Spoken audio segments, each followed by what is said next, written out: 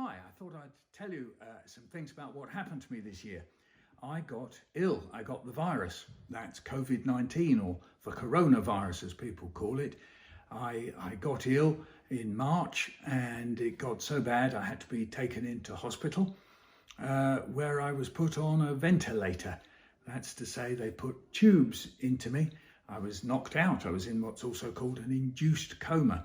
And I was in hospital for about 3 months. And as you can see, some things have changed a bit about me. You can see that one of my eyes is a bit different from the other eye. That's because I can't see properly out of this eye. And something you can't see, I can't hear out of this ear. I got sort of things, some things wrong with my lungs.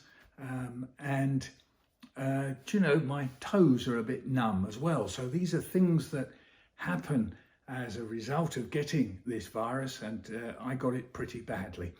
And there are some things that I can't do at the moment. I can't go about schools and festivals doing my performances.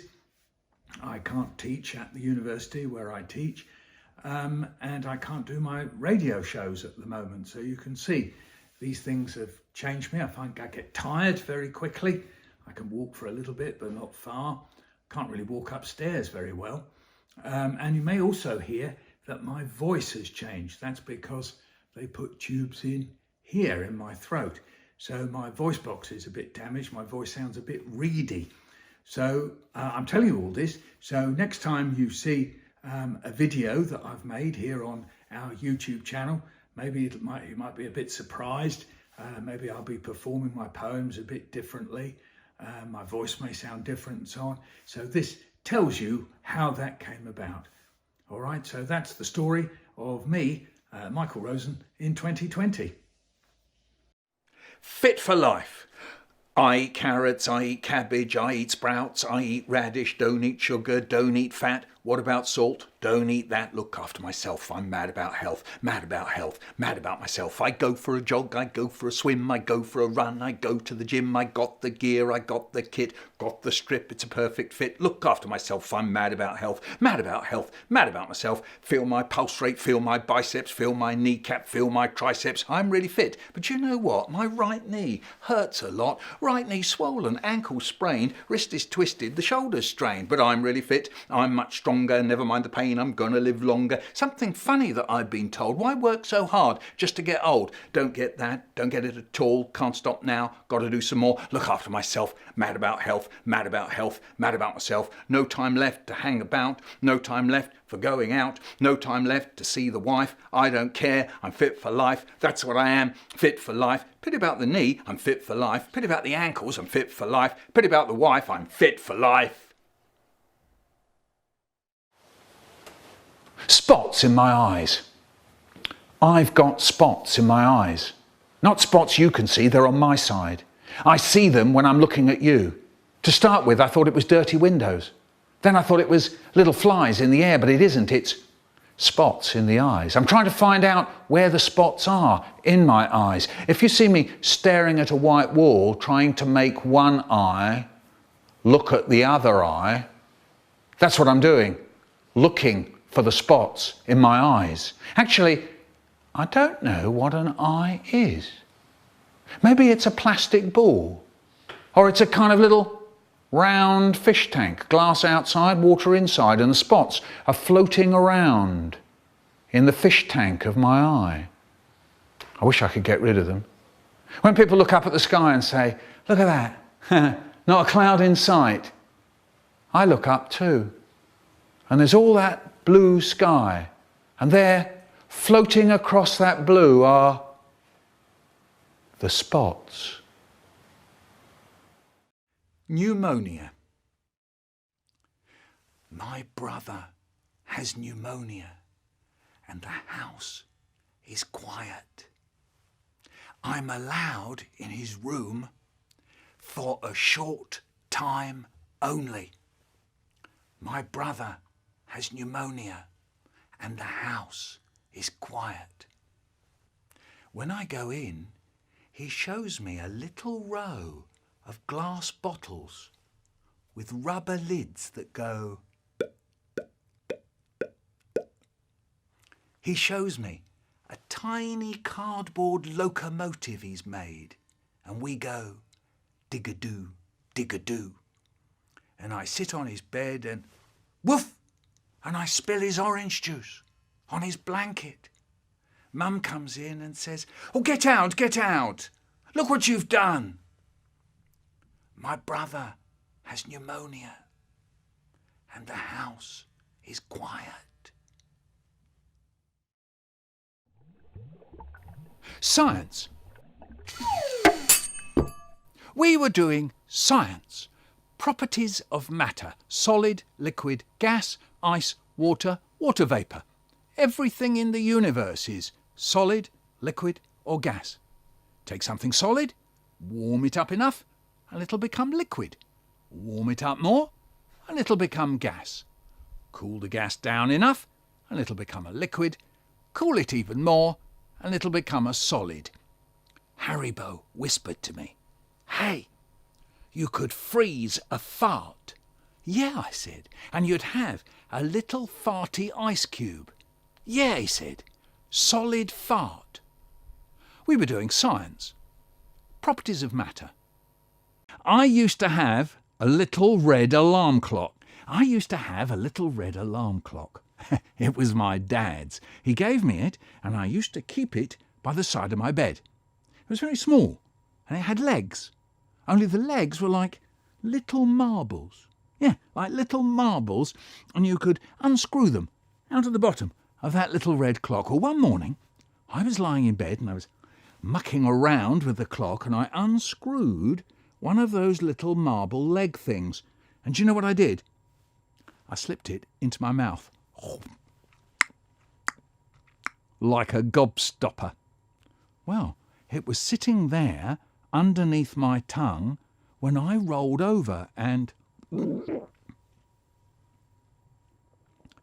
I swallowed it. The leg off my clock. It had gone. It was inside me. A piece of metal. I looked at the clock and it was leaning over on one side. I stood it up and of course, bong, it fell over. So I got up and went downstairs with it, and I was holding it out in front of me, and I walked into the kitchen and I said, "Look, the alarm clock, the leg, that the alarm clock." And my dad took it off me and he said, "What's up, lad? Did you lose it? Not to worry, it can't have gone far. We'll find it. See, and we can screw it back on here. Look." "I swallowed it," I said. "You swallowed it? You swallowed it? Are you mad? Are you stark staring mad? You've ruined a perfectly good clock. That was a good clock, that was, idiot.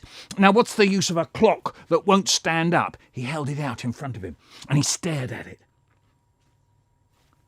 I stared at it too. I was wondering what was happening to the leg. Headache. It's a lump in your head. It's the blade of a knife in there. It's your veins bursting. It's your skull squeezing your brains. It's a headache. Dr. Spooner.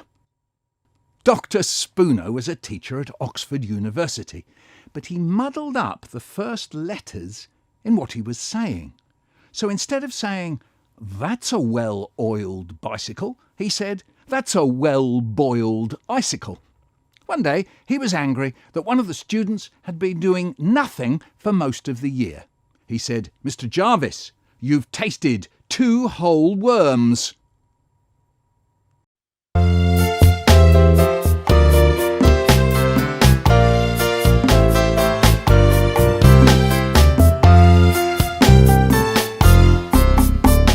I had the German measles, I had them very bad. They wrapped me in a blanket and put me in a van. The van was very bumpy, I nearly tumbled out.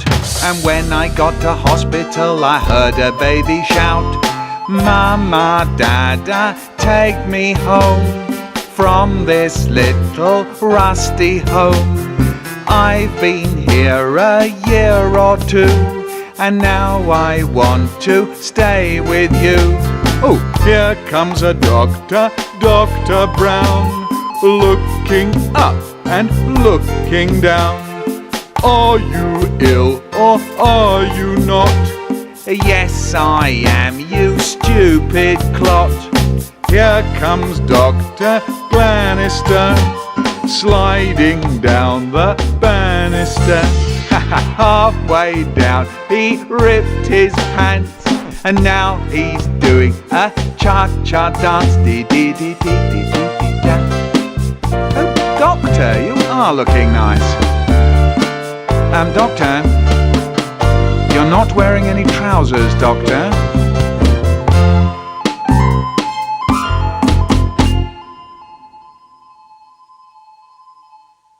When I read books in bed at night, there are things like demons and ghosts.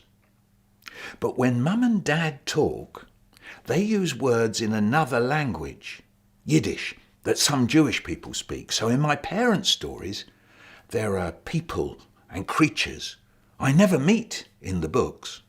There's the shloch. What's a shloch? How do I know about the shloch? Because Mum says, don't be a shloch. Sounds bad. She says, you don't want people to think you're a shloch. So I say, what's a shloch? She says, it's what you don't want to be. At night, in bed, I start to think about the shloch. I start thinking what the shloch could be like. This thing that I shouldn't be, but I don't tell anyone. Because when I was a boy, I had a kind of secret life. None of my friends knew that I was worried about the shloch. I figured that if I met the shloch, I'd be insurus. Do you know what insurus is? Insurus is like when you're in trouble.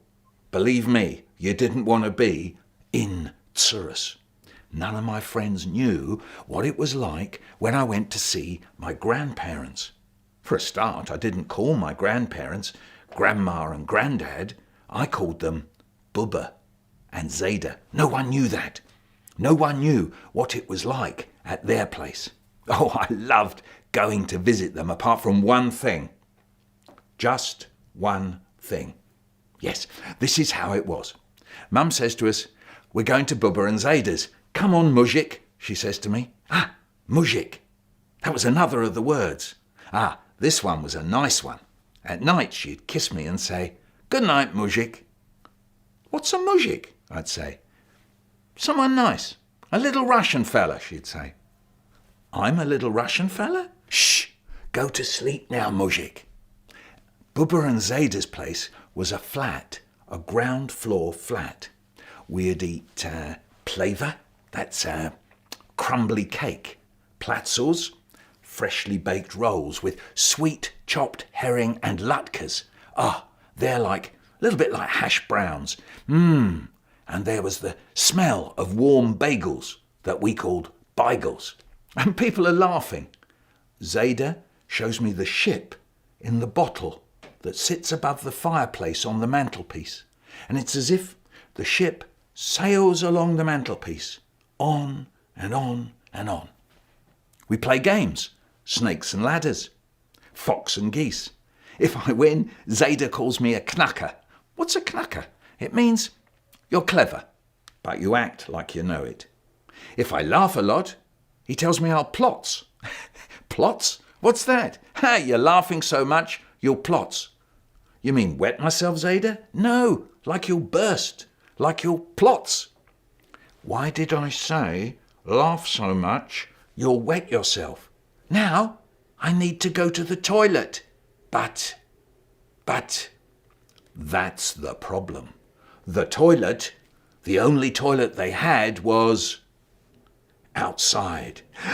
I didn't want to go out there to the outside toilet. But I need to go. I have to go. But I don't want to go out there in the dark and cold, all on my own. Not the outside toilet. Please. What shall I do? I'll try to hang on. Yes, I'll hang on. You're wriggling about, Mum says. Do you need to go to the toilet? No. I say, you do, says my brother. I think you do, Mum says. You're not scared, are you? She says, no. You are, my brother says. I'm not. I say, so just go, he says. He knows I'm scared, but I'm not going to admit it. He knows, and really I am so scared. I so don't want to go to the toilet, so I hang on. I hang on. But in the end, I have to go. My brother watches me as I go out of the room, out of the warm living room, through the little kitchen, shadows on the floor, shadows on the walls, out through the back door, into the backyard, into the night. I don't like this. Out here, the chickens are talking. Chirp, chirp, chirp. The night sky goes on forever. The neighbours are groaning into their tea. I mustn't stop. I must go to the toilet, and then there it is, waiting for me. I've got to go in there, but I so don't want to. I can't go back. Over to the dark door, open the door, and in. And inside, it's a cave, darker than the sky, colder than the night. This is where the spiders live, creaking up the walls, creaking across the floor, creak, creak, leaving long lines from wall to wall like dusty whiskers that fall in your face. The toilet seat is damp. I'll leave the door open. Yeah, but who's out there? With the chickens, who's out there? Foxes? Wolves? Beasts that bite? Will they come in and get me? And then, into my head comes the schloch. Here it comes, lumbering in. No, I say, don't come in, please. Go away, leave me alone. I'll call out for help. Ma! But I said I wasn't scared. My brother will say, I said you were scared. The schloch is right there, right in my face. What can I do? What can I do? You know what I am now? I'm in Tsurus. I know. I'll think about something else. What about that thing Mum calls me? The mujik. Yeah, I'll think of him instead. The mujik will push the schloch away. Think mujik, don't think schloch. Think mujik, don't think schloch. I shut my eyes. Come on, Michael, hurry up. Finish, come on. Finish, and yes, I'm finished. And then it's out of the door, back through the yard, past the chickens, open the back door. It's getting lighter through the kitchen, and the smell of warm bagels into the light, warm living room. All right, says Mum. Were you scared? Says my brother. Nope. Not even a little bit. No, not a bissel, says Zeta. A bissel, I say. My brother winks. Does that mean he gets scared in there too? I smile back. And look, there's Zeta's ship in a bottle, sailing down the mantelpiece. There's the game of fox and geese, waiting on the table, waiting for Zeta to say, come on, Knacker, I'll play you. And Bubba to say, have another bagel, you must eat. You get ill if you don't eat. And there, on the wall, is the photo of the day Mum and Dad got married.